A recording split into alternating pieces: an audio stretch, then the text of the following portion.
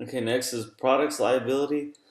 So in athletic programs, coaches, well, at least in our district, are responsible for purchasing equipment.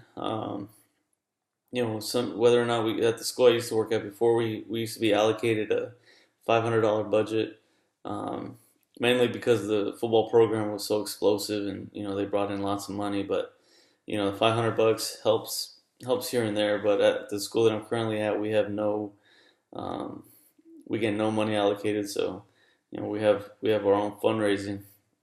But that brings me to the point that um, so ensure that your product is safe to use. Ensure company products has safe products. So as coaches, we're browsing online on the tools that we may need or the equipment we may need, and although uh, some may seem more within the parameters that we can afford, sometimes if you go that extra bit, it may be, um,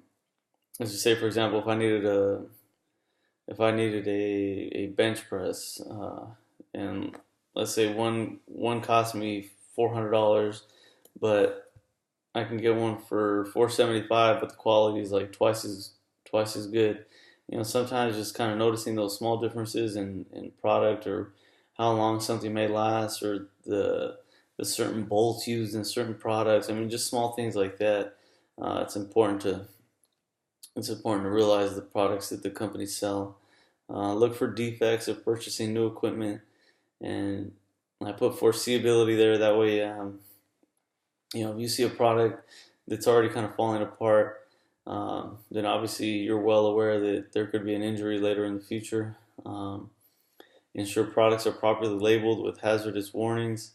If you have any type of devices in the weight room, let's just say like a rower, ensure that the warning label on there, states potential hazard which could happen. For example, the chain could snap on the rower, and that can send a student flying back if they're not properly secured with their feet in. Um, a huge one here: provide instruction and give verbal instruction for use, or post it on the gym wall. Um, so obviously it's important to do both if possible. I know sometimes we can't post certain things on our gym walls, or certain schools have rules against that. But like in our gym, we have a whiteboard, so we tend to write on there, what it is that we're doing, how to do certain movements. But of course, we always have to have verbal instruction. That way, if it comes back on us, we know that, hey, this is how we demonstrated a certain movement we wanted done. This is exactly what we wanted done. So it just protects us on that end. Uh, Continuously check products to ensure they are safe to use and maintain them in excellent working conditions. So we tend to forget about things once we buy them. It's important to just go back to them maybe every couple of weeks, depending on the product itself, obviously. Some may need more monitoring than others. Some we can maybe check once a month. Some we maybe have to check weekly. It just depends on the product that we're buying and the product that the students are using.